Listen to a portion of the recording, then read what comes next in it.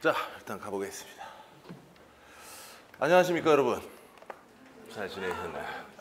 멘트용으로 보죠. 일단 오늘부터 시작하는 게 이제 기본 개념 강좌가 되겠는데, 전체적으로 이제 화학에 대한 내용을 일반적으로 전부 살펴볼 거예요. 이 안에는 이제 일단 고등학교의 과정 내용하고, 그다음에 일반화학에서 이 환경지식에 필요한 내용들, 이런 내용들을 이제 부수적으로 뽑아서 실어놨고, 여기서 만약에 좀 부족한 내용들이 있을 거예요. 이제 서울시 준비할 때는 조금 더 심화적으로 일반화학적으로 조금 더 열심히 연습을 해줘야 되는데, 그거는 이제 특강 형태로 해서 뽑아서 그쪽만 정리를 아마 하게 될 거고, 이건 기본적인 전체적인 환경지식을 위해서 판단한다, 공부를 한다라는 개념이다라고 생각을 해주시면 되겠고요. 일단 교재 구성은 그 앞에 있는 것 중 내용처럼 1편부터 거의 10편까지 있습니다. 10개 단원으로 나눠졌고, 양이 상당히 방대해요. 상당히 방대하고 또 굉장히 또 좀 심화적으로 생각하셔야 될 부분들도 많이 있는데, 이제 공부 방법은 이거를 일단 너무 우리가 이걸 토대로 해서 어떤 뭐 학위를 따고 하는 건 아니니까, 시험에 대해서 이제 초점을 맞춰야 되니까 너무 깊숙이 들어갈 필요는 없고, 기본적으로 빨리 여러 번 반복을 하시는 게 제일 좋습니다. 전체적인 걸 흐름을 까먹지 않는 정도 공부 수준을 유지하셔야 돼요. 이게 뭐 부분 알고 어느 거 모르고 하는 것보다 전체적인 걸 계속 반복하시는 거, 아주 빨리빨리 그 회독을 하시는 것이 환경직 시험에서는 좀 여러분들한테 좀 유리할 거고, 저 중요한 건 시간이에요. 시간 싸움이죠. 20분, 한 문제당 1분씩 자꾸 풀어야 되는데, 근데 다른 거랑 같이 풀려면은 1분보다 더 빨리 풀어야 되잖아요. 시간을 줄이는 것이 가장 큰 목적인데, 문제 난이도가 공무원 시험 문제 난이도가 그렇게 높지 않아요. 높지 않다는 거니까. 근데 문제는 까먹지 않고 계속 반복하는 거, 그걸 열심히 한 사람들만 좋은 점수를 얻을 수 있다. 그럼 가다가 모르는 개념들이 많이 나올 거예요. 좀 어렵고 하는 부분들. 근데 그게 해도 안 되면 그냥 패스하셔도 돼요. 그죠? 패스하셔도 됩니다. 그걸 가지고 붙들고 있을 필요가 없다는 거야. 전체적인 걸 계속 보는 연습을 하셔야 돼요. 왜? 어려운 부분이 나온다는 보장은 없잖아요. 근데 그것만 열심히 시간 투자해서 쓸데없는 게 나와버리면 의미 없죠. 그러니까 이거는 전체적인 걸 계속 큰 줄거리를 가지고 계속 회독한다라는 생각을 가지고 보셔야 되고, 모르셔도 계속 반복하시면서 쭉 열심히 계속 따라오셔야 될 것 같습니다. 아시겠지요? 자, 보죠. 일단 우리가 기본 강좌로 해서 이제 2달 정도를 잡는데 아마 모자랄 거예요. 이거는 아마 제가 3달 정도로 잡을 겁니다. 3달 정도로 잡으면 더 천천히 할 테니까, 천천히 한다고 단위만 따라오시면 안 돼요. 미리 계속 복습하시고 예습하시고 하는 걸 나름대로 스케줄을 관리하시면서 공부를 쭉 해주시기를 부탁드리겠습니다. 자, 일단은 여러분 파트 1 화학의 물질 파트부터 우리가 좀 중요한 개념들, 기본 개념들을 살펴보겠습니다. 자, 챕터 1에 물질이 나오는데요. 네, 가끔 한 문제 정도 이제 언급이 되는 파트 중에 하나입니다. 기본이니까, 기본 개념이니까 여러분이 잘 살펴보셔야 돼요. 자, 일단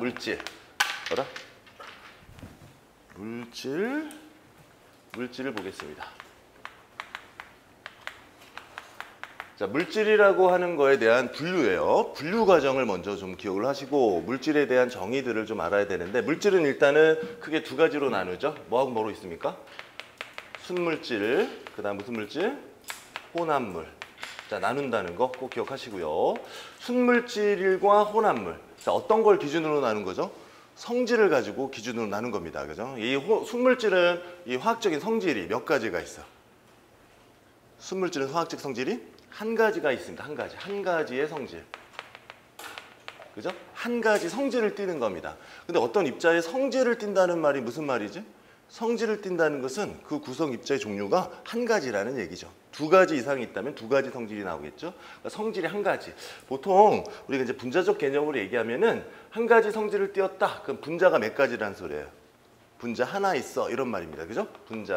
분자라면 분자가 한 개 있다. 그죠? 한 가지 종류가 있다면 얘네들은 순물질, 한 개가 아니지, 한 가지죠. 분자의 개수를 얘기해요. 분자의 종류를 얘기합니다. 분자의 종류. 자, 그다음에 혼합물은 2가지 이상의 성질이야. 그죠? 2가지 이상의 성질. 두 가지 이상의 성질. 얘는 분자들이 서로 또는 다른 어떤 입자들이 서로 섞여 있는 걸 얘기하는 거죠. 섞여 있는 걸 얘기하는 겁니다. 그러니까 얘는 두 가지 성질들을 다 가지고 있죠. 그러니까 순물질의 한 가지 성질이죠. 그러니까 순물질과 순물질들이 뭐 했다? 이렇게 섞여 있는 과정을 우리는 혼합물이야 라고 얘기를 합니다. 보통은 순물질은 상태 표시를 어떻게 쓰죠? S 고체죠. L 액체죠. G 기체입니다. 어떤 물질에 이런 물질이 이런 값이 붙으면 얘네들은 무조건 순물질입니다. 그죠? S 고체, L 액체, G 기체. 이건 순물질이라는 얘기죠. 혼합물은 보통 상태 표시가 뭐야? AQ 상태를 붙을 거예요. 그죠? AQ는 물과 수용액이라는 개념이죠. 물과 다른 입자가 섞여 있다라는 개념이니까 두 가지 이상의 성질을 가지고 있는 거죠. 그럼 이걸 하기 전에 먼저 하나 기본 개념. 자, 화학적 변화를 어떤 물질의 어떤 변화를 보는 거죠. 그게 두 가지로 이것도 나눕니다. 변화는 물리적 변화하고 무슨 변화가 있죠? 물리적 변화하고 화학적 변화가 있어요. 물리적 변화와 화학적 변화. 물리적 변화라는 건 뭐가 안 바뀌는 변화? 성질의 변화가 생기지 않는 거야. 그죠? 어떤 상황을 둔다 그래도 성질이 안 바뀌는 거. 그럼 뭐만 바뀌지? 크기라든가 길이라든가 모양이라든가 형태만 바뀌고 그 내용이 그대로 같이 갖고 있는 거. 이런 걸 물리적 변화라 그러고, 화학적 변화는 완전히 다른 걸로 바뀌어버리는 거죠. 그러니까 성질의 변화가 생기는 겁니다. 그러니까 물리적 변화의 기본은 성질 변화가 없죠. 성질 변화가 생기지 않는 거. 화학적 변화는 성질에 뭐가 생긴다? 변화가 생기는 반응.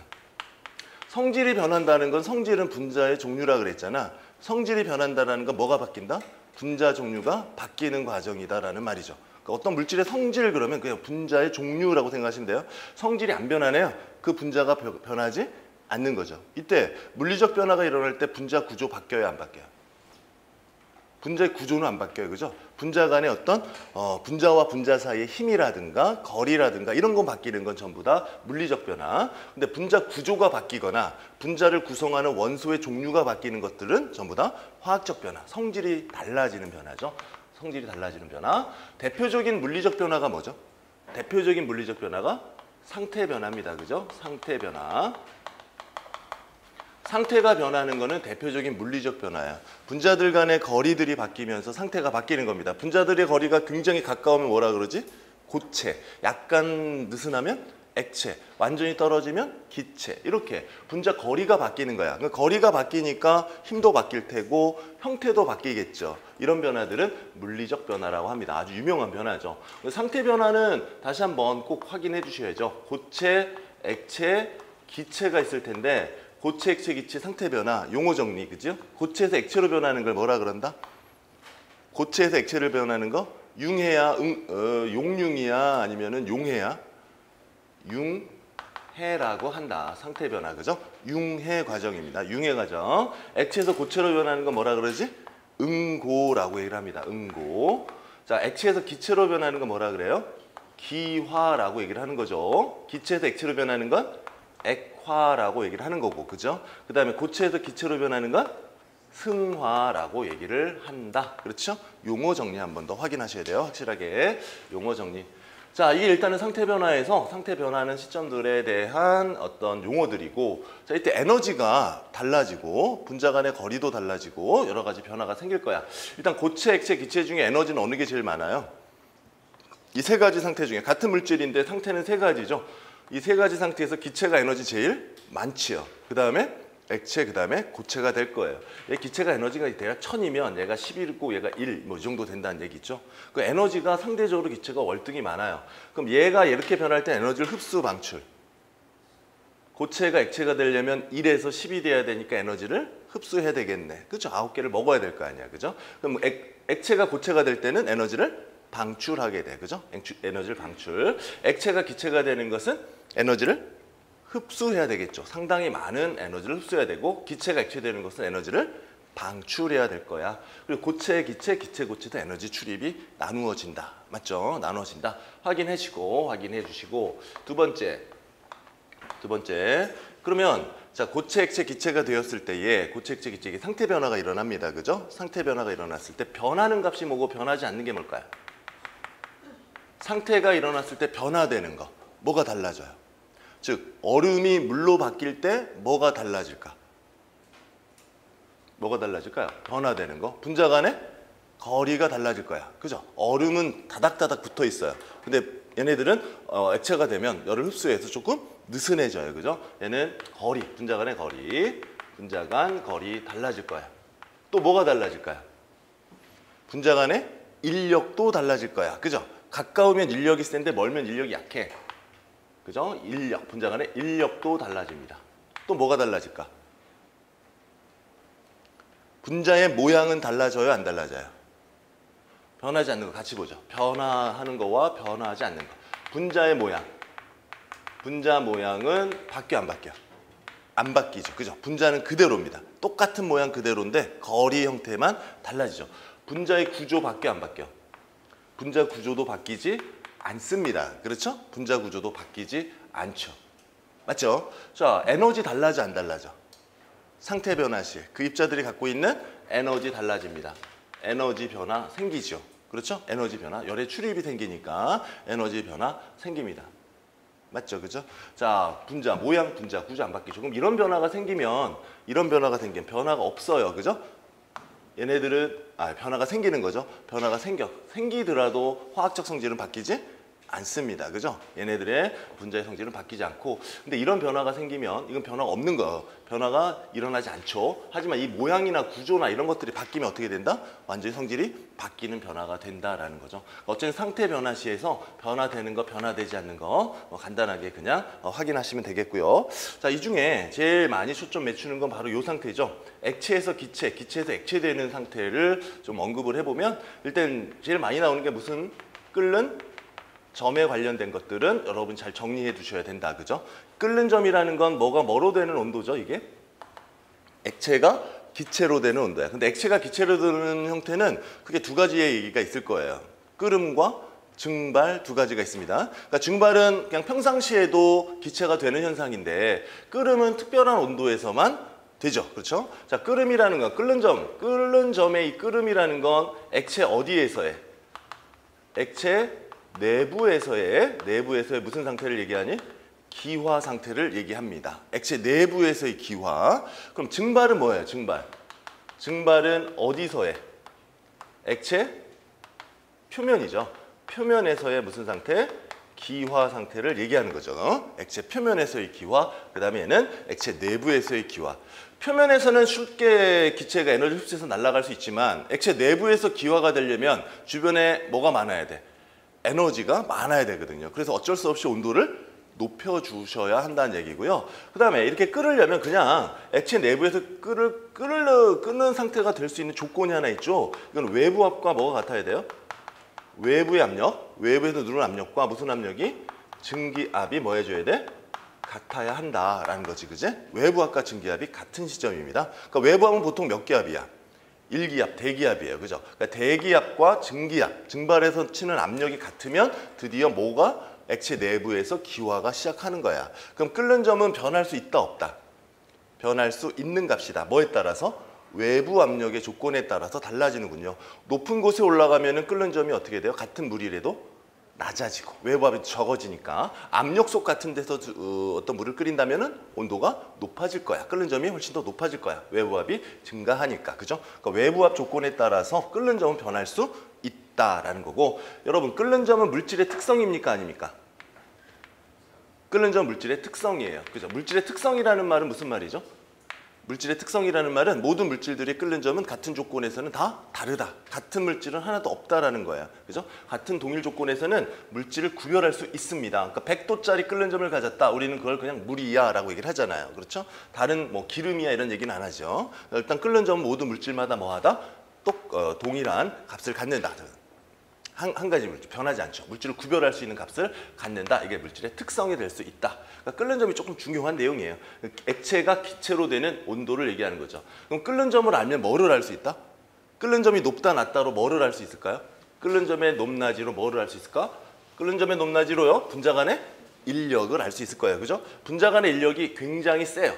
굉장히 세면 얘가 튀어나가는 게 이제 끓음이다라고 생각한다면 얘 분자 간의 인력이 세면 얘를 튀어나가기 위해서는 온도를 어때요? 많이 줘야 돼요. 그렇죠? 온도를 높이 줘야, 열을 많이 줘야 얘가 그 열을 받고 튀어나갈 겁니다. 근데 분자 간의 인력이 약하면 조금만 열을 줘도 얘는 튀어나갈 거예요. 그죠? 그러니까 결국 분자 간의 인력이 얘를 기체로 만드는 데 필요한 열을 생각할 수 있어요. 따라서 끓는 점이 높다 낮다로는 분자 간의 인력을 판단할 수 있습니다. 정리 꼭 해두셔요. 끓는 점이 높다. 끓는 점이 어떤 물질의 끓는 점이 높다. 자, 뭐가 어떻게 된다? 그 입자들의 뭐가 크다? 분자 간의 인력이 뭐하다? 크다. 라는 걸 꼭 같이 염두해 두셔야 됩니다. 분자 간의 인력. 그럼 분자 간의 인력이라는 표현을 썼어요. 어떤 입자와 어떤 입자 간에 뭘 당기는 거니? 힘이 생긴다는 얘기겠죠? 힘이 생기는 걸 우린 입자 간의 인력이라 그래요. 근데 이 입자 간의 인력을 결정하는 것도 생각해 주셔야 돼요. 그럼 어떤 놈은 인력이 세고 어떤 놈은 인력이 작을까요? 그걸 구별하는 기준이 화학 통틀어서 몇 가지 있을까요?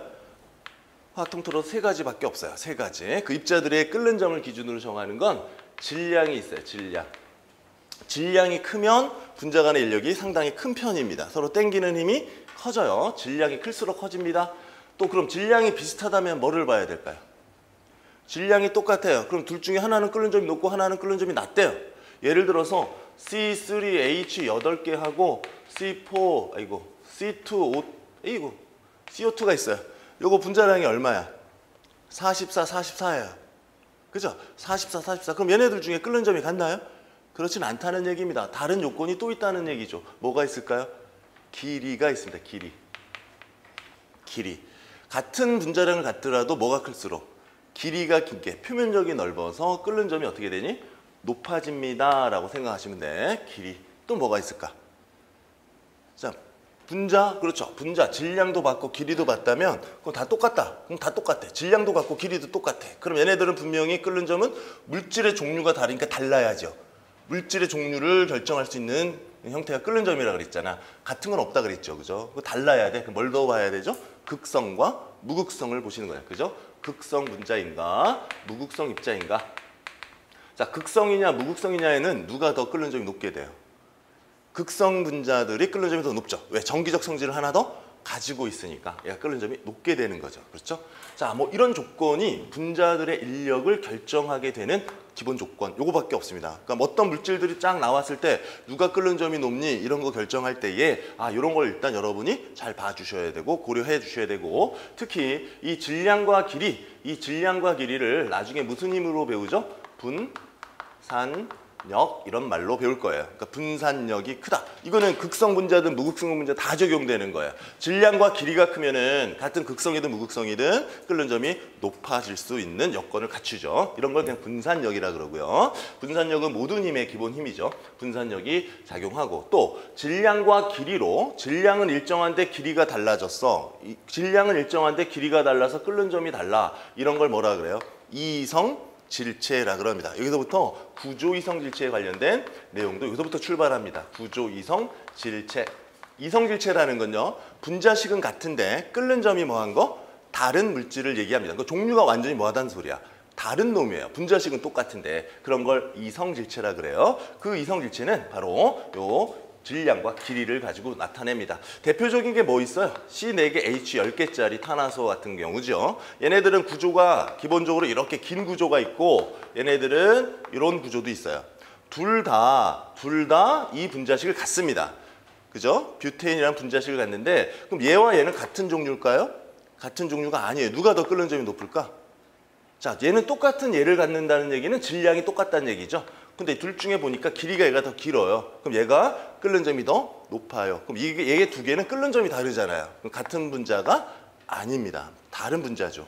분명히 분자식은 똑같이 썼는데 다르게 써요. 이런 걸 이성질체다라고 얘기를 하는 겁니다. 구조 이성질체 출발한다라는 거. 그 다음에 여기서 또 극성이냐 무극성이냐 따지면서도 이성질체 나올 수 있죠. 이런 걸 무슨 이성질체라 그러죠? 기하 이성질체라는 것을 여기서도 배우게 됩니다. 기하 이성질체라는 건 얘네 다 같은 거예요. 질량도 같고 길이도 같은 입자가 있어요. 그런데 한쪽이 끓는 점 높고 한쪽이 끓는 점이 낮아. 이런 걸 우리는 기하 이성질체. 뭐에 따라서 달라졌다? 극성이냐 무극성이냐에 따라서 달라진 거야 라는 걸 기하 이성질체라고 할 겁니다. 탄화수에서 정리할 거예요. 일단 요렇게 요 값들이 끓는 점을 결정하는데 주대한 영향이죠. 그러니까 결국 끓는 점을 토대로 해서 화학의 기본적인 내용들을 쭉 점검을 해주셔야 합니다. 그죠? 아주 중요한 내용이죠. 자, 끓는 점, 분자간의 인력입니다. 또 다른 말로도 쓸 수 있어요. 분자간의 인력이 크고 끓는 점이 높아요. 그럼 잘 튀어나가, 못 튀어나가? 증발이 잘 돼야 안 돼요.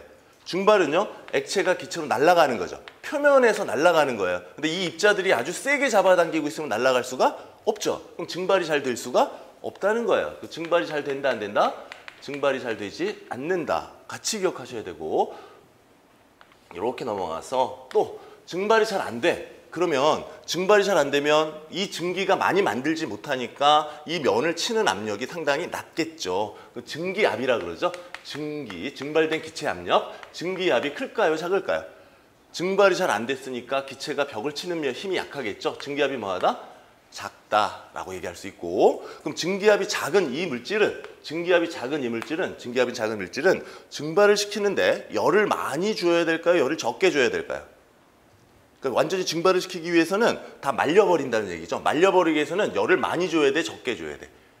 힘이 세니까 얘를 증발시키려면 더 많은 열을 줘야 얘네들이 쉽게 증발이 되겠죠. 그죠? 그럼 더 열이 많이 필요해요. 이런 걸 우리는 뭐라 그래요? 증발열 또는 기화열 이렇게 얘기를 하는 거죠. 기화열. 그럼 이렇게 기화라고 해볼게요. 기화되는 열, 기화죠. 액체가 기체되는데 필요한 열. 이 열이 많아요, 적어요? 끓는 점이 높은 물질은 기화열이 많겠죠. 그렇죠? 증발시키는데 열량이 많이 필요한 거예요. 많이 필요한 거야. 그리고 또 이런 표현이죠. 얘는 단위가 보통은요, 칼로리, 킬로칼로리로 나타내면 킬로칼로리가 열이거든요. 열량을 g당으로 나눈 값이에요. 그러니까 1g당 열이 얼마만큼 드느냐 물질에 대해서 이런 걸 기화열이라 그래. 근데 하나 더 들어가는 거 물어보는 게 뭐죠? 몰 기화열 이렇게 얘기합니다. 또는 몰 증발열 이런 말 쓰죠. 증발열이나 기화열이나 같은 내용이겠죠. 조금 달라요. 액체에 따라서. 어쨌든 기화열이라는 표현 쓸 수 있고 증발열도 마찬가지고. 자, 이때 몰이라는 값이 붙어요. 몰 기화열이라고 한번 해봅시다. 몰 기화열. 무슨 말이죠? 몰 기화열? 1몰당 기화하는 열량을 물어보는 거예요. 그죠? 그럼 이 단위가 뭐겠어? 킬로칼로리 퍼 몰이 될 거예요. 그죠? 몰. 이게 몰 기화열. 몰 기화열. 그럼 기화열을 알면 여러분 물질의 몰 기화열을 알아 몰라? 자, 어떤 물질 A의 기화열이 1kcal per g이래요. 그러면 몰 기화열을 계산할 수 있을까요? 있죠. 뭘 알아야 되죠? 얘의 화학식량을 알면 됩니다. 얘 화학식량이 18이야. 화학식량 18. 그러면 얘 몰 기화열은 얼마죠? 18g이 1몰이잖아요. 1몰로 바꿔놓고 1g당 1kg니까 몇 킬로? 18kcal가 들어가는구나 라고 표현할 수 있습니다. 그럼 몰 기화열도 클까요, 작을까요? 당연히 클 겁니다. 맞죠? 클 겁니다. 자, 또 하나 더 보시오. 자, 그러면 끓는 점이 높은 물질은 기화가 잘 돼요, 안 돼요? 기화가 잘 안 되죠. 기화가 안 된다는 건 증발이 잘 되지 않는 거랑 같은 말이겠네. 그죠? 그럼 다시 물어보면 끓는 점이 높은 물질은 액화가 잘 돼요, 안 돼요? 액화가 잘 돼요, 안 돼요? 헷갈리죠? 지금 상황이 아까 지워버렸네. 어디 갔어? 상태 변화를 기억하시고 상태 변화에서 액화는 뭐로 바뀌는 거야? 기체가 액체로 되잖아요. 그걸 액화라 그래요. 그러면 끓는 점 높은 물질은 액화가 잘 될까요, 안 될까요? 액화가 잘 될까요, 안 될까요? 끓는 점 높은 물질은 액화가 잘 돼요. 액화가 잘 돼요. 알겠죠? 끓는 점 높은 게 먼저 액화가 돼요. 왜 먼저 액화가 되지? 이렇게 얘기를 했었던 것 같아요. 기초할 때. A가 100도씨의 끓는 점을 갖고 B가 40도씨의 끓는 점을 갖는 물질이 어떤 공간에 있어요. 주변 온도가 300도씨예요. 그럼 이 물질은 지금 어떤 상태입니까? 주변이 300도씨예요. A하고 B가 100도씨고 100도씨 40도씨야? 주변이 300도씨면 얘는 무슨 상태야? 기체지, 그지? 얘 이상의 온도를 갖고 있으니까 이건 기체 상태예요. 그럼 이 온도를 계속 낮춰요. 낮춰서 80도씨로 낮췄어. 쭉 낮춰서. 자, 그럼 누가 먼저 액화가 돼? 자, 이 100도씨 같은 경우 끓는 점이 100도씨인데 주변 온도가 80으로 바뀌었지. 그러면 100도씨보다 낮잖아. 그럼 얘가 먼저 액화가 되는 거죠. 그러니까 A가 다 사라져서 이렇게 액체로 바뀌는 거고, 뭐는 아직 남아있죠? B는 기체로 남았죠. 그럼 보니까 누가 먼저 액화된 거야? 끓는 점 높은 게 먼저 액화가 되는 겁니다. 끓는 점 높은 게 액화가 먼저 된다. 알겠죠? 하나 더 첨가하면 그럼 얘네들은 휘발성이 커요, 작아요? 끓는 점이 높은 물질은 휘발성이 큽니까, 작습니까? 휘발성이라는 건 그냥 날아가는 거예요. 그죠? 휘발성이 크다는 것은 분자의 힘이 어떻다는 거야? 약하다는 개념이에요. 쉽게 뭐 하니까 퉁퉁퉁 튀어나가니까. 그죠? 근데 얘는 휘발성이 큽니다. 휘발성이 작습니다. 그치? 자, 끓는 점 하나 가지고 하나, 둘, 셋, 넷, 다, 7가지를 머릿속에 넣어두시면 돼요. 그럼 이 내용들이 다른 분야에서 계속 나오는 말들이에요. 다른 분야에서 나오는 말이니까, 다른 파트에서 나오는 말이니까 그걸 계속 같이 이어가지고 생각을 해주셔야 돼. 알겠죠? 그러니까 끓는 점 하나의 변화로 이런 변화들이 생긴다. 끓는 점은 물질마다 어떤 놈이다? 다 다른 성질을 가지고 있는 놈이다. 다른 성질. 그럼 끓는 점은 변해요, 안 변해요? 그럼 물질의 고유값인데 끓는 점은 변해요, 안 변해요? 변할 수 있다. 뭐에 따라서? 외부 압력 조건에 따라서 다를 수 있어요. 야, 물에 끓는 점이 40도씨일 수 있다, 없다? 있어요. 그죠? 기준 상태에서 100도씨라는 건 일기압 상태에서 얘기하는 거예요. 근데 그거보다 압력이 높냐 낮냐에 따라서 충분히 달라질 수도 있다라는 거죠. 이해하겠습니까? 자, 끓는 점에 대한 거 아주 중요한 거 먼저 정리했습니다. 꼭 잘 기억을 꼭 해주시고요. 이 하나 가지고 알 수 있는 것들이 여러 개 있다라는 거, 그죠? 꼭 익숙하게 정리해 두시길 부탁합니다. 됐죠? 지우고. 자, 그럼 이 다시 또 들어갑니다.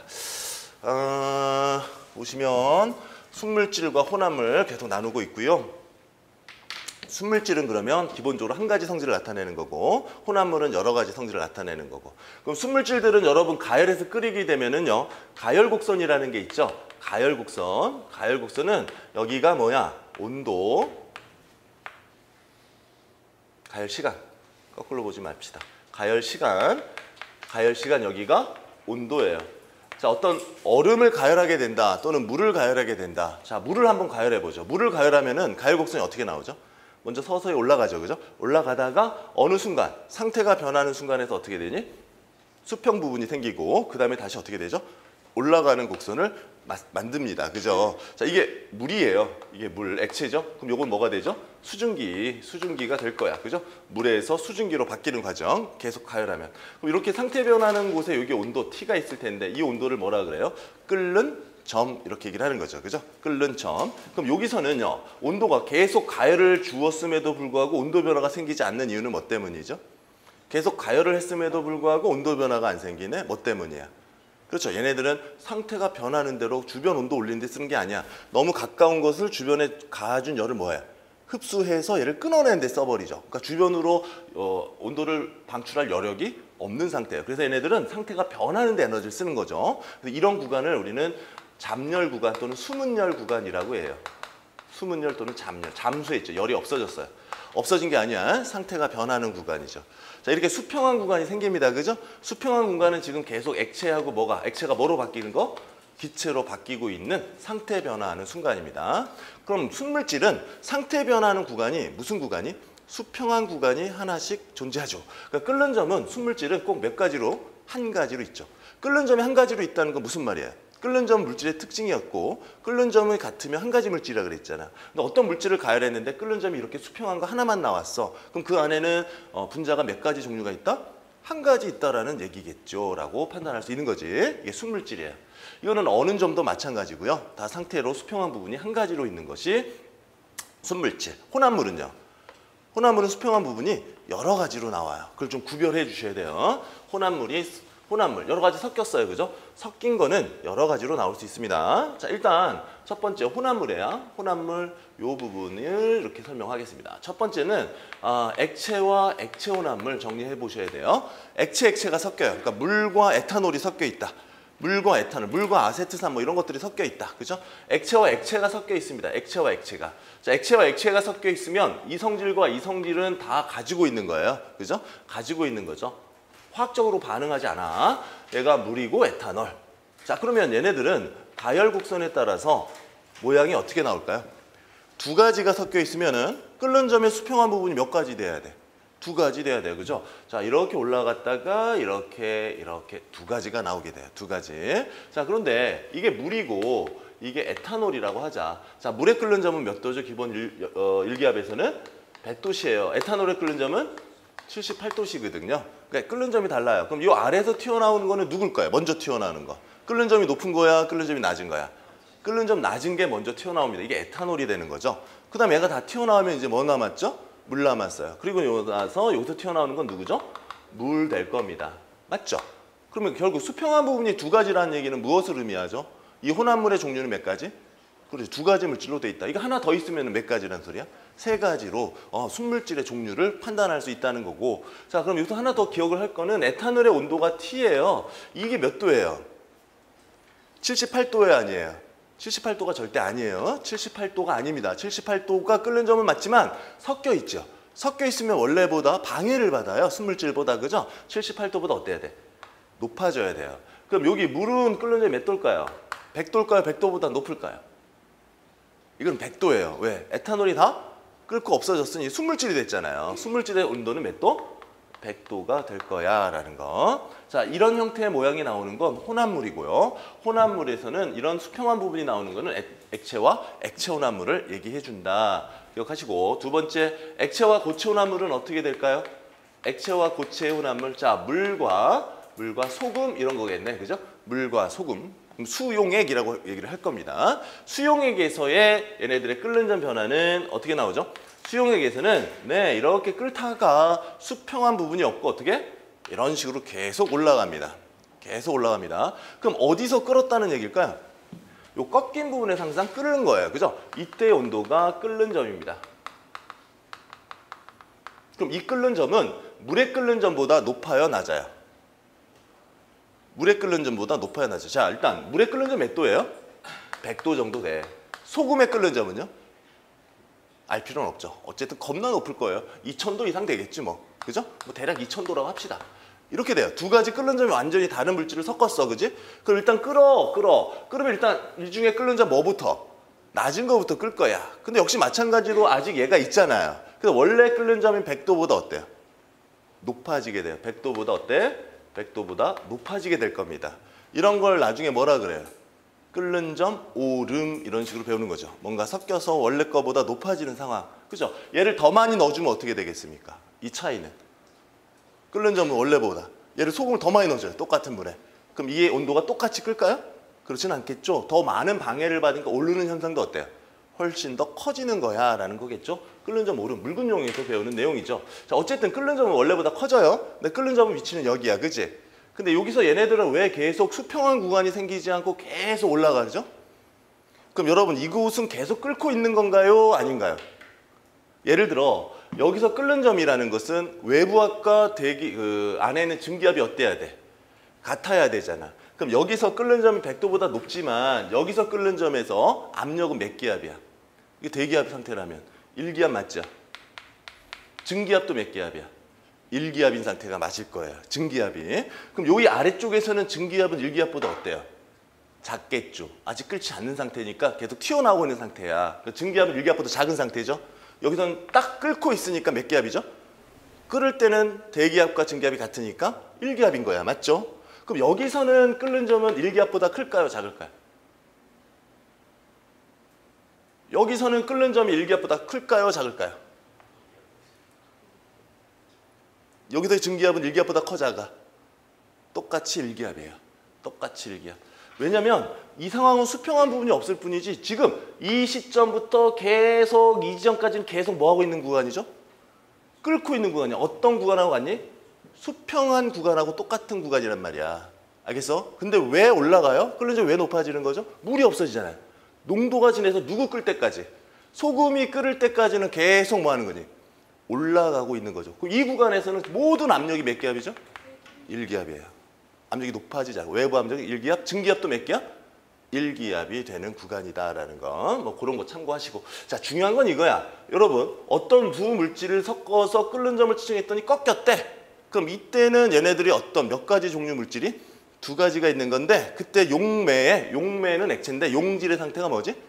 고체 상태를 녹인 거야 라는 거죠. 수평한 부분이 두 개다. 그러면 얘네들 물질은 액체와 액체를 섞은 혼합물이야. 근데 얘네들이 꺾인 부분이 생겼다면 액체와 뭐가? 고체를 섞인 혼합물이구나 라는 걸 기억해 두시면 되겠네요.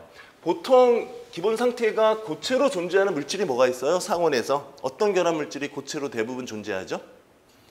이온 결합 물질이 거의 다 고체잖아요. 그죠? 그러니까 이런 녹인 형태의 이런 그래프는 이온 결합 물질에 관련된 내용을 물어보는 그래프이기도 합니다. 뭐 그렇다는 거죠. 자, 여튼 그림 여기서 우리가 지금 설명한 것 중에서 여러분 이해할 것은 요 액체 고체 섞었을 때 이런 모양, 액체 섞었을 때는 이런 모양의 끓는 점, 혼합물을 나타낸다라는 것만 판단할 수 있으면 돼요. 그다음 세 번째, 고체가 섞이는 경우가 있겠네요. 그죠? 고체가 섞이면 어떤 모양이 나올까? 고체 이거는 지 마음대로 나와요. 그죠? 상황에 따라. 왜? 얘네들이 균일할 수가 없고요. 얘네들 사이 인력도 일정하게 작용할 수가 없는 상황이에요. 그래서 얘네들은 지 마음대로 나오는 상태. 뭐 이런 거는 그냥 고체가 섞였어 라는 걸로 혼합물을 기억하시면 되고. 자, 그 다음에요. 그럼 혼합물이 섞였다는 것은 여러분 이 두 액체가 섞이든 액체와 고체가 섞이든 고체와 고체가 섞이는 건 화학적인 변화가 생긴 게 아니에요. 그냥 옆에서 뭐 한 거지? 섞여 있는 거잖아요. 그렇죠? 즉 혼합물은 그럼 물리적 변화야, 화학적 변화야? 혼합물은 물리적인 변화예요. 두 순물질들의 성질이 다 뭐 한 거죠? 가지고 있고 섞여 있죠. 성질이 안 변해요. 그러니까 혼합물에 관련된 AQ에 이렇게 써 있는 거나 혼합물이다라는 거는 전부 다 얘네들이 섞이는 과정을 어떤 변화를 거치는 거니? 물리적 변화를 거치는 거야. 그러니까 물리적 변화를 거치면 얘네들 하나하나의 순물질을 구별해낼 수 있어, 없어? 하나하나 띄어낼 수 있어요. 이때 쓰는 용어가 분리예요. 그죠? 분해라는 말이 있으면 무슨 변화를 얘기할까? 화학적 변화를 얘기하는 겁니다. 분해라는 말. 어떤 걸 분해시켜서 이런 건 화학적 변화입니다. 어떤 걸 분해시켜서 A와 B를 얻어냈다. 화학적 변화를 얘기하죠. 대표적인 분해 뭐 있어? 전기, 분해, 열, 분해. 이런 건 전부 다 화학적 변화입니다. 근데 분리라는 말이 들어갈 거예요. 어떤 물질을 분리해서 이런 말이 나오죠. 그러면 얘네들은 물리적 변화를 얘기하고 전부 다 무슨 물질을? 혼합물에 관련된 내용을 설명하는구나 라고 판단하시면 되겠고. 자, 어쨌든 물리적 변화예요. 성질이 안 바뀝니다. 그 성질을 그대로 가지고 있죠. 그럼 얘네들을 뭐 하는 거야? 이 섞여 있는 순물질과 순물질들을 뭐 해야 되지? 하나하나씩 꺼내내야 되는 거야. 그죠? 그 혼합물을 분리하는 방법을 좀 기억하셔야 돼요. 얘네들을 뭐 한다? 혼합물 분리. 그럼 섞여 있는 혼합물을 분리한다는 얘기는 전부 다 순물질로 다시 끄집어내라 라는 말이겠죠. 그럼 혼합물 분리하는 방법은 여러 가지가 있을 겁니다. 여러분, 액체가 섞여 있는 이 경우에 혼합물은 어떤 식으로 분리할 수 있겠어? 그러니까 술하고 물하고 소주의 성분이 에탄올이 섞여 있어. 이걸 어떻게 에탄올을 따로 뽑아내지? 가열하면 될 것 같아. 그죠? 가열하면 끓는 점 차로 때문에 먼저 끓는 점이 낮은 게 먼저 튀어나올 거예요. 그렇죠? 자, 보통 혼합물 분리하는 방법 중에 첫 번째로 많이 쓰는 게 끓는 점 차이로 분리하는 방법을 쓸 겁니다. 그죠? 그럼 끓는 점 차이로 분리할 수 있는 용어가 뭐 있을까요? 용어가. 여러분 교환 어디냐면은요 11쪽이에요. 11쪽에 10쪽 11쪽이죠. 뭐 여러 가지 혼합물 분류 방법들이 뭐 쭉 나와 있는 것들을 지금 한번 좀 정리해서 설명할 건데, 요거는 뭐가 중요하냐면 어떤 물질이 주어졌을 때 분리하는 방법들을 기억만 해주시면 돼요. 그죠? 일단 끓는 점 차로 분리할 수 있는 거. 자, 어떤 방법이 있을까? 끓는 점 차로 분리한다.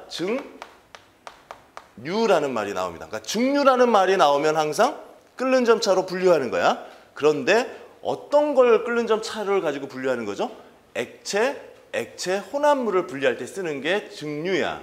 자, 다시 끓는 점 차로 분리할 수 있는 건 기본적으로 액체 혼합물이야. 근데 액체가 서로 안 섞이는 액체도 있고 뭐 하는 액체도 있죠? 서로 섞이는 액체도 있어요. 그럼 보통 끓는 점 차로 분류한다. 끓는 차로 분리한다라는 건 서로 어떤 놈이죠? 잘 섞여 있는 액체죠. 맞죠? 잘 섞여 있는 액체와 액체 혼합물을 한번 분리해 보는 거죠. 섞여 있는 액체 혼합물 분리하는 방법 중에 하나, 말이 뭐다? 증류. 이건 끓는 점 차로 끓는 점이 낮은 걸 먼저 띄어내는 겁니다. 그죠? 근데 증류 말고 또 이런 말도 쓰죠. 분별 뭐가 돼? 분별, 증류 이런 말도 씁니다. 알겠죠? 뭐 증류, 분별, 증류 구체적으로 얘기할 필요는 없을 것 같고, 증류라는 말이 나오면 뭐를 구분하는 데 쓴다? 액체, 섞여 있는 액체 혼합물을 무슨 차이로?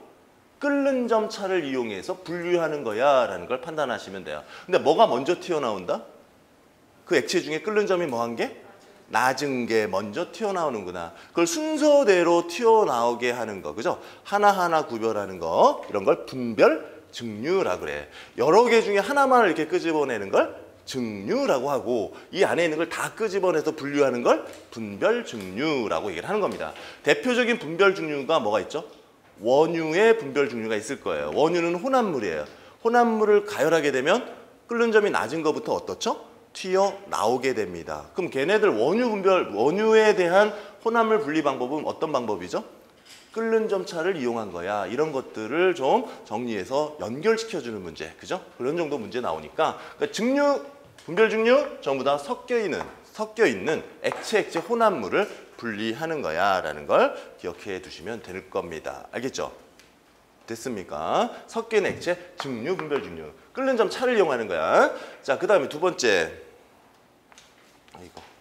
두 번째. 그럼 섞이지 않는 액체 혼합물은 어떻게 분리해요? 그렇죠. 밀도차로 분리하는 방법이 있습니다. 밀도차. 밀도차는 섞이지 않는 액체 혼합물이야. 그러니까 물과 기름이죠. 물과 기름. 근데 이때 쓰는 밀도차를 이용할 때 섞이지 않는 액체 혼합물 분리할 때 많이 쓰는 게 분별 깔때기라는 걸 많이 써요. 그러니까 용어 중에 분별 깔때기를 이용해서 이런 말 나오면 뭐 하는 거다? 물과 기름처럼 섞이지 않는 액체 혼합물을 뭐 한다? 분리하는 겁니다. 분별 깔때기 그림은 보통 아이고, 그림을 잘 못 그려서 이렇게 생겼을 거예요. 여기다 액체 집어넣으면 이렇게 층이 나눠지겠죠? 여기가 물층이면 여기는 가벼운 기름층, 안 섞이잖아. 그럼 콕을 열어서 똥똥똥똥 떨어뜨리고 아래 거 빼내고 나서 콕을 다시 닫으면 이쪽에는 물이고 이쪽에는 기름이고 이렇게 해서 분리하는 거, 그죠? 이런 걸 분별 뭐라고? 깔때기. 자, 분별 깔때기 나오면 뭐다? 분별 깔때기 나오면 밀도차로 인해서 구분하는 거다. 그렇게 연결만 지어지면 돼요. 알겠죠? 그렇게 연결만 지어지면 돼. 자, 밀도차로 구분할 때 그러면 물과 에탄올은 밀도차로 분별 깔때기를 이용해서 분리할 수 있다, 없다? 물과 에탄올 없다. 이건 섞이는 액체 혼합물은 끓는 점차를 이용해야 되고, 보통 섞이지 않는 거죠. 섞이지 않는 액체와 액체 혼합물은 밀도차를 이용하는 겁니다. 그렇죠? 또 밀도차는 이제 일반적으로 무거운 거와 가벼운 거를 분리하잖아요. 톱밥과 모래를 분리할 때 사용할 수 있는 방법은 밀도차. 거기다 물을 부어 놓으면 모래는 가라앉고 톱밥은 가벼우니까 물에 떠서 분리하는 거. 이런 거 전부 다 밀도차라는 거야. 알겠죠? 밀도차. 자, 세 번째로 또 생각할 게 뭐 있을까? 세 번째는 용해도차죠. 용해도차. 자, 용해도차라는 건 어떤 개념이지? 어떤 물질이 잘 녹느냐, 잘 녹지 않느냐 이런 정도 가지고 구별하는 거예요. 그럼 뭐들이 있어요? 재결정법, 재결정, 그죠? 또는 분별 결정. 자, 결정이라는 말이 나오면 뭐 하는 거야? 용해도차로 혼합물을 분리하는 겁니다. 그죠? 용해도차. 이 과정은 모르셔도 돼. 그렇게 나오지 않아. 이 내용들을 섞어서 그 원리로 어떤 거, 다음 중 용해도차로 분리하는 거, 끓는 점차로 분리하는 거, 이런 거 골라줄 수 아시면 충분해요. 그러니까 용어 정도로만 확인해 주십시오. 재결정, 분별결정. 또 하나 더 있어요. 또 많이 나오는 게 뭐죠? 추출이라는 것도 있습니다. 추출. 그죠? 추출이라는 거 판단하시고. 추출은 뭐예요? 여러 가지 물질이 입자들이 있을 텐데 이 중에 별이 있으면 자, 뭔가 녹여서 얘만 뭐 하는 거야? 뽑아내는 거죠. 여러 개 중에 한 가지만 타켓을 삼아서 그만 녹여서 뭐 하는 거니? 뽑아내는 거. 이런 걸 추출이라 그래요. 그럼 결국 얘도 뭐를 이용한 거죠? 용해도차를 이용하게 되는 겁니다. 라는 거죠. 맞죠? 그죠? 용해도차. 여러분, 그리고 거름은 어떤 걸요? 거름이 뭐예요?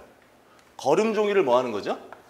걸러내는 거거든요. 그 물처럼 녹아버린 건 입자 작은 거 통과하고 입자 덩어리 큰 건 뭐죠? 걸러지잖아. 이것도 뭘 가지고 분리할 수 있어요? 자, 소금하고 모래가 있다. 자, 그럼 이 소금하고 모래를 분리하고 싶어요. 그럼 이거 어떻게 돼? 그냥 물에다 부으면 분리되나요? 물에다 부으면 수용액이 만들어지 모래는 가라앉겠죠. 그럼 다시 이 안에 있는 그 수용액을 분리해내야 될 거 아니야. 그러려면 어딜? 거름종이를 통과해서 모래에 여기다 걸러내고 요거 만들어 놓고 이걸 다시 그 다음에 뭐 해야 되죠? 가열해서 물을 증발시키고 소금을 얻는 거지. 그렇죠. 그러니까 여러 가지 단계가 다 들어가겠죠. 끓는 점도 필요하겠고 걸르는 과정도 필요하겠고 용해도도 필요하겠고 그런 걸 한번 종합적으로 생각은 해보셔야 합니다. 거름도. 자, 어쨌든 용해도 차는 재결정, 분별결정, 추출이라는 걸 기억을 해두시고요. 그 다음에 네 번째 크로마토 뭐가 있어요? 그래피라는 게 있습니다. 그죠? 크로마토그래피. 여지껏 나온 적은 한 번도 없어요. 거의. 그죠? 그냥 참고하세요. 크로마토그래피라는 게 뭐지? 특징만 하시면 돼요. 크로마토그래피는 아주 소량의 혼합물도 어때요? 쉽게 몇 개로 구성되어 있는지를 알 수 있습니다. 이게 장점이에요. 크로마토그래피는 소량의 혼합물을 분류할 수 있는 거죠. 그리고 굉장히 오래 걸리지 않아요. 어때요? 아주 빨라요. 금방 알 수 있습니다. 금방. 그러니까 시기가 관측 시간이 굉장히 짧아요. 굉장히 짧아. 소량으로도 가능하고 적은 양으로도 가능하고 그리고 조작이 어때요? 간편해요. 간편하다. 보통 크로마토그래피를 이용하는 게 도핑 테스트 이런 거죠. 도핑 테스트, 뭐 진단 시약 뭐 이런 것들 쓸 때 쓰는 겁니다. 어떤 게 크로마토예요? 크로마토그래피 원리는 뭐지? 자, 여기에 물이 있고요. 물에다가 어떤 종이에다가 거름 종이에다 요 앞에 만약에 어떤 잉크가 몇 가지로 되어 있는지 확인하기 위해서 잉크를 이렇게 찍어요. 그죠? 담그면 안 돼요. 퍼져나가니까. 이게 용매예요. 용매. 자, 용지를 찍었어요. 그럼 얘가 이게 거름 종이니까 모세관 현상에 의해서 얘를 뭐 하죠? 흡수합니다. 흡수하면은 이 용매가 쭉 어떻게 되죠? 따라 올라가요. 그죠? 따라 올라가면 그 따라 올라가는 틈에 이 안에 있는 물질들이 역시 뭐해? 물과 같이 따라 올라가게 돼요. 이게 두 개가 올라갔다. 자, 두 개 A, B가 올라갔다. 자, 그럼 이게 어떻게 해석할 수 있는 거죠? 이 물질은 최소 몇 개 이상의 순물질로 돼 있다? 두 가지 이상의 순물질로 돼 있다. 이걸 알아내는 거야. 아주 간단하게 집어넣으면 되죠. 자, 그런데 여기 안에 있는 요 종이 같은 거, 그죠? 또는 분필도 써도 되고 뭐 다 써도 될 텐데 이런 걸 우리는 명칭이 있어요. 무슨 상이라 그래?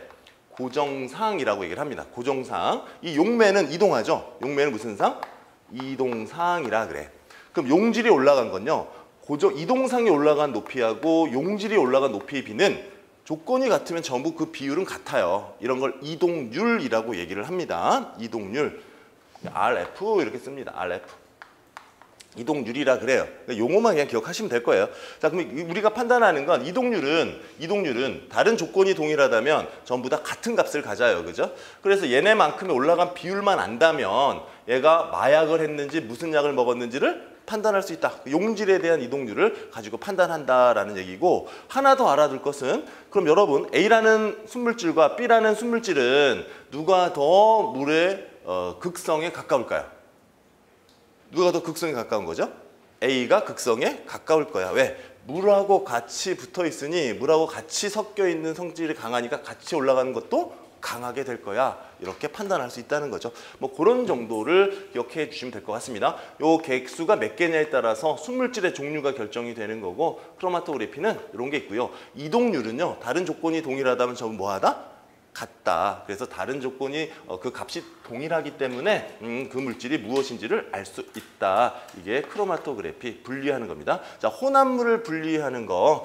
자, 뭐가 중요하다? 이런 용어가 중요합니다. 그죠? 이거 섞어놨을 때 얘네들은 어떤 방법으로 어떤 원리로 분리하느냐, 끓는 점이냐, 밀도차냐, 용해도차냐 이 세 가지로 섞여 있는 것을 구분해 주면은 되겠습니다.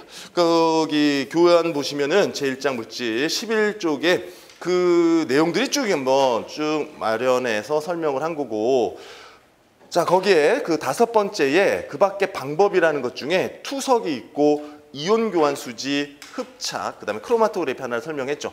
투석이라는 거는 뭘 얘기하는 거예요?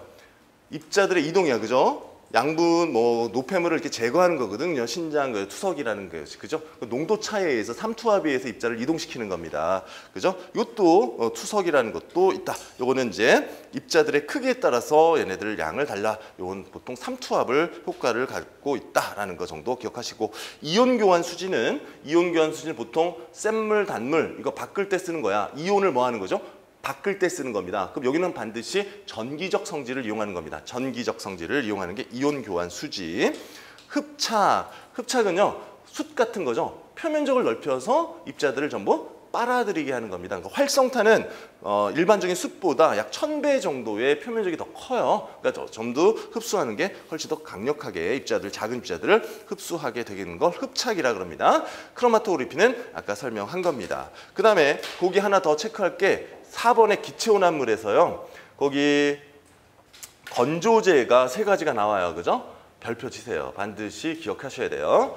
산성 건조제, 염기성 건조제, 중성 건조제라는 말이 나옵니다. 그죠? 산성 건조제, 염기성 건조제, 중성 건조제라는 것이 나옵니다. 자, 그럼 이게 무슨 말이에요? 건조제라는 거는 뭐를 흡수하는 거죠?